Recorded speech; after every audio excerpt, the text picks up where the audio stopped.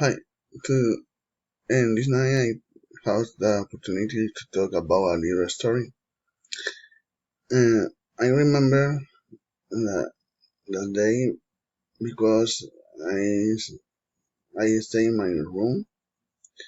and I was ready to sleep, and the moment I left to turn off the light and return on my bed and down for a little minute, I remember I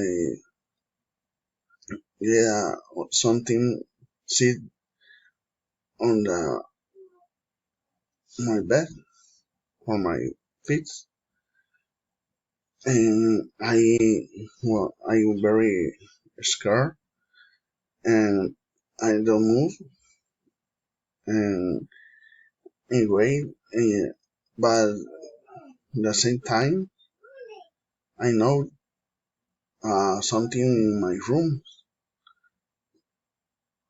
and I sit down on my bed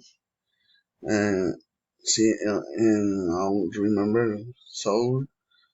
all my room and only me.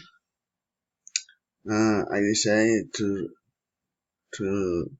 down again in this moment, for a little minute, the uh, scream or something like that uh, get down and